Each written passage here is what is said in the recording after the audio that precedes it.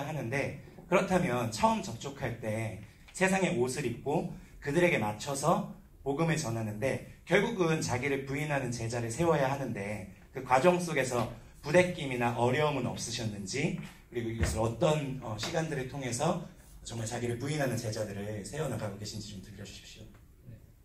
사역적으로 접근하면은 그게 어렵습니다. 사역적으로 접근하면요. 근데 그냥 이렇게 한 명 찾아내는 관점이 늘 있거든요. 그리고 제가 이제 잠깐만 빠져나올게요. 대답 잠깐만 빠져나와서, 실력이 있어야 파격이 가능합니다. 거기 적어놓은 것처럼 말이에요. 진짜 뜨겁게 기도하면서 깨어있지 않고서는요, 누구에게 전도를 하긴, 뭐 자기가 전도를 불교한테 안 당하면 당연히, 불교 요즘에 그 스님 되게 몇 개 들어봤는데 불교 갈 뻔했어요. 너무 말씀이 좋으시고 지루하지가 않아요. 야, 진짜 저 어떻게 진리에 근접하다. 그리고 이제 되게 실용적이고, 야, 진짜 좋아요. 네. 운전하고 가면서 또 듣고 싶은데, 어쨌든 깨어있지 않으면 전도를 하기는커녕 전도 당하며 살죠. 죄나 안 지으면 다행이죠, 뭐. 네, 그래요. 자, 아까 여기서 마태복음 10장 11절에 합당한 자 저거를 써놨잖아요. 근데 저희는 철저히 요걸 해요. 그리고 항상 어느 정도 전도가 이루어지고 제자화가 시작이 되면 요거를 꼭 가르칩니다. 마태복음 10장에 예수님이 제자들을 둘씩 짝지어가지고 세상으로 파송하죠. 그때 예수님이 합당한 자를 찾으라라고 이야기를 하세요. 웨이처치 모든 성도님들은 그 구절을 핵심 구절로 가지고 계세요. 그래서 언제 어디서 누굴 만나든지 저 사람이 합당한 자인지 아닌지를 늘 관찰합니다. 합당한 자를 다른 말로 하면 제작감이에요. 제작감의 특징은 마태복음 10장에 의하면 두 가지 스텝을 통과하는데요. 첫 번째 스텝은 내가 전한 복음의 말씀을 귀담아 듣는 사람이에요. 우리는 흔히 관리를 할 때 안 듣는 사람에게 집중해요. 저 어렸을 때 너무너무 불합리하다고 생각했던 것이요. 예수님 중학교 2학년 때 처음 믿고 그 다음에 여름 수련회 한다고 해서 교회를 수련회 출발하기 30분 전에 갔거든요. 그런데 아무도 안 모여 있는 거예요. 30분 뒤에 시간이 됐는데 여전히 아무도 없어서 제가 사택에 가서 문을 두들겼더니 담당 목사님이 그때 하품하며 나오셔서 너 왜 이렇게 일찍 왔어? 그러는 거예요. 아니, 목사님 주일날 광고했잖아요. 지금 출발하는 시간인데요. 그랬더니 그래, 야, 일단 들어와. 목사님이 양치질하고 세수하고 옷 갈아입고 막 나중에 한 30분 뒤에 나오셔서요, 저를 데리고 가서 사무실에 앉혀놓고 명단을 주셨어요. A부터 Z까지 전화 돌려. 빨리 오라 그래. 이게 뭐냐면 안 들으려고 하는 사람을 관리해서 숫자를 많이 만들려고 하는 거예요. 100명, 50명, 10명? 그러면 그 10명을 여기 들어오지 않은 90명을 관리하는 데 쓰는 거죠. 그럼 제자는 어디에서 제자화를 해요? 교회 관리하는 데 다 투입이 되면? 수도권에만 불신자가 2천만 명이 넘어요. 기독교인 이 그룹이 되게 너무 조금이에요. 얼마 안 돼요. 이 안에서도 약 1% 정도가 진짜 크리스찬이라고 누구는 그러대요. 저 바깥에 2천만 명 넘는 불신자가 있잖아요. 그러면 거기에 더 초점이 맞춰져야 되지 않냐고요.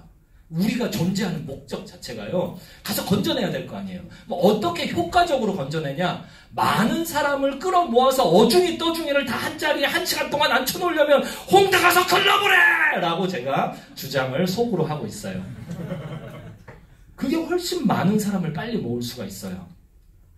우리는요, 합당한 자, 제자감을 찾아야 돼요. 그러면 심플해져요. 쉬워져요. 내가 늘 제자로 살 때 제자감을 보고 알아보죠. 내가 제자로 안 사는데 제자감이 뭐 알게 뭐야. 다 제 눈에 안경인데. 제자 된 삶을 기도와 말씀의 현장에서 철저히 살아내면서 하나님, 누가 제자감입니까? 제가 누구에게 저의 인생의 시간과 에너지의 모든 걸 투자해야 됩니까? 예수님은 3년 동안 제자 만드느라고 그렇게 하고 결국은 실패하셨지 않아요? 결국은 십자가상에서 누가 남아 있었어요? 나중에 성령님이 임하신 후에 성공하셨잖아요. 예수님도 그랬다면, 우리는 예수님이 3년 투자하고 그렇게 됐다면, 심지어 제자 중에 자살한 사람도 있잖아요. 그럼 우리는 그거보다 더 실패하는 게 성경적인 거 아니겠어요? 이게 교회 사역을 하세요? 왜요? 이 지금 여러분 실패의 길로 들어오신 거예요. 뭐 예배를 세워요? 이거 인생 끝난 거예요.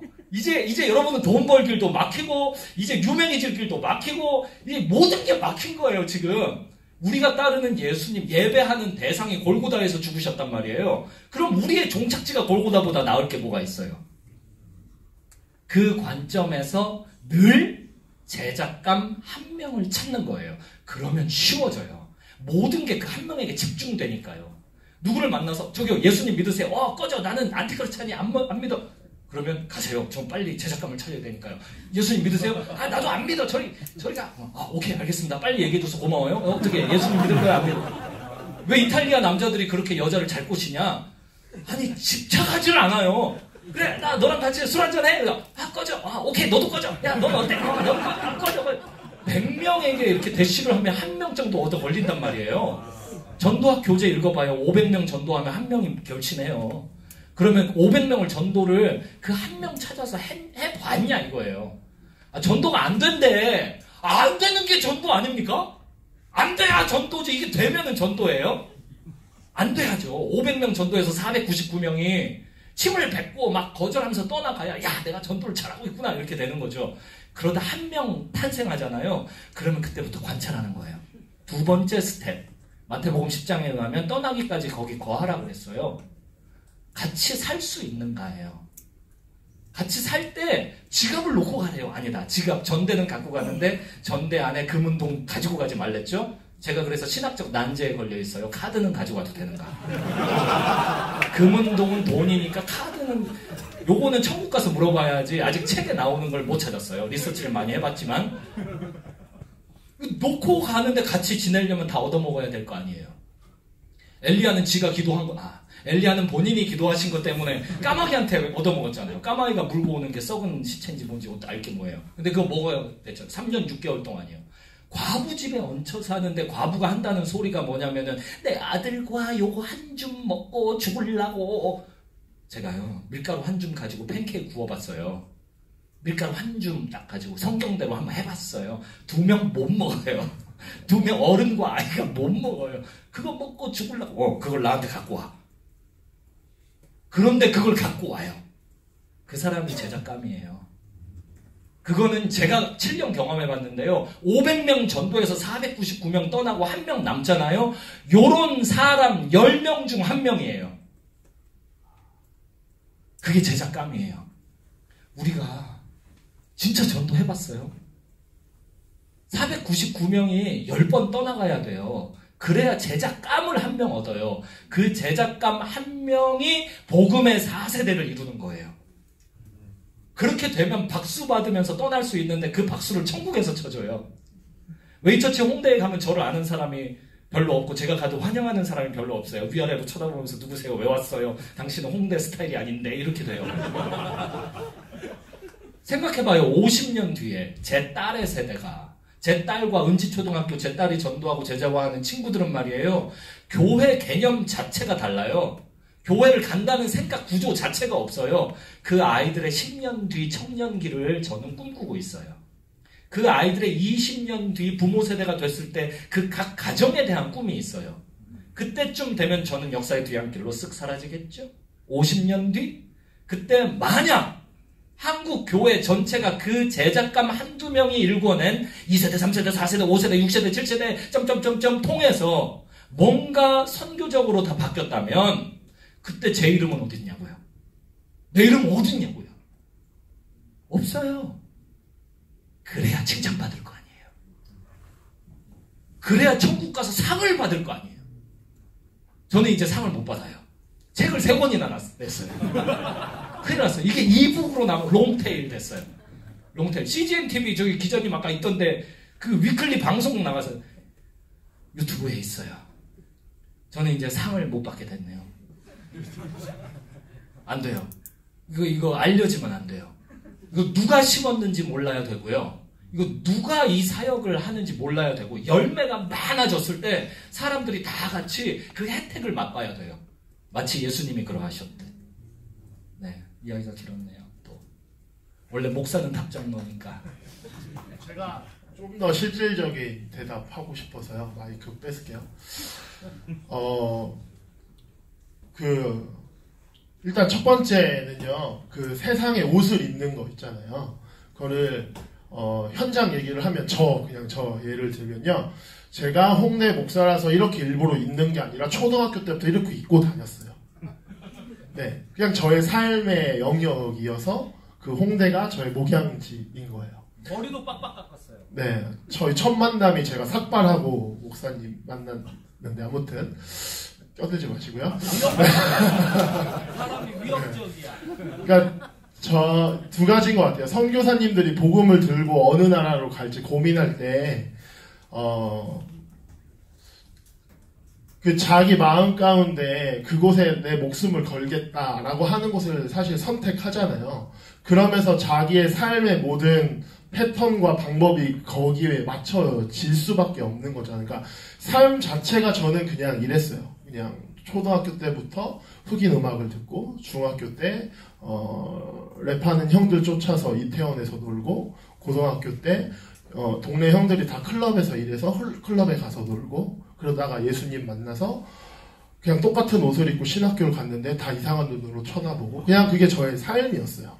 그런데 예수님이 너무 좋아서 예수님을 사랑하는 일을 했죠. 그리고 지금 여기까지 왔는데 아무튼 저는 그냥 이게 저의 삶이고 저의 스타일이기 때문에 그냥 그대로 하는 거고요. 왜냐하면 불편하지 않기 때문이죠. 그리고 두 번째는 아까 그 알코올 중독 그 자매 이야기 했잖아요. 뒷이야기 좀 궁금하실 것 같아서 어제도 같이 얘기했는데 얘기하면 술 못 끊었어요. 네. 아직도 여전히 그 문제를 가지고 함께 기도하면서 울고 있어요. 네. 하지만 제가 도전 드리고 싶은 것은 실패하고 힘든 것 때문에 하지 않으면 아무 일도 일어나지 않아요. 실패하는 걸 두려워하지 않고 일을 하면 어떠한 일이라도 성령님께서 보내주세요. 이 자매가 결국 술을 끊을지 안 끊을지는 사실 잘 모르겠지만 이 가정 가운데 저희 홍대 웨이처치는 너무나 귀한 하나님의 은혜를 누리고 있고 저 또한 저의 삶의 개인적인 영역에서 이 일들이 주는 많은 인사이트들이 있거든요. 그래서 사실 우리가 실패를 두려워서 고민하면서 못하는 부분들이 많은데 그것을 잠깐 뒤로 접어두고 예수님 보고 했으면 좋겠다라고 도전 드리고 싶어요. 제가 하나의 비유를 하면 제가 좋아하는 가수가 스탠딩 공연한다고 하면 3시간, 4시간도 서 있거든요. 아까 그 예배 넘치는 교회 목사님 말씀하신 것처럼 제가 뜨끔했어요. 네, 저는 예배 3시간 서서 들으면 힘들 것 같아요. 네. 근데 좋아하는 가수 스탠딩 공연하는 거 아무렇지도 않거든요. 그러니까 예수님 좋으면 실패하는 게 아무것도 아닌 것 같아요. 실패하는 것 때문에 예수님이 하라는 거 못하는 게 저에게는 더 고통인 것 같아요. 네. 네, 벌써 시간이 지났네요. 꺼졌네요. 그 질문을 이따가 우리 이제 전체 토론 때 이렇게 지정해서 해주시면 될 것 같아요. 네, 지금 이제 시간이 좀 많이 지나가지고 한 10분 정도 지나버렸어요. 뭐 끝이 없을 것 같은데 이게 뭐 질문도 많을 것 같고 어쨌든 우리 웨이처치 우리 시대에 아주 독특한 그런 교회로서 가장 본질 모든 껍데기 다 벗기고 그냥 본질 하나에 목숨 건 그 교회라는 생각이 지금 들면서 연구를 많이 해봐야겠다. 연구를 해볼 게 아니고 묵상을 좀 많이 하고 나도 전도도 하고 진짜 이런 본질이니까 그죠? 네. 말씀대로 하려고 지금 노력하고 있고 너무 귀한 것 같아요. 네, 일단 이 세션은 이것으로 마무리하도록 하겠습니다. 고맙습니다.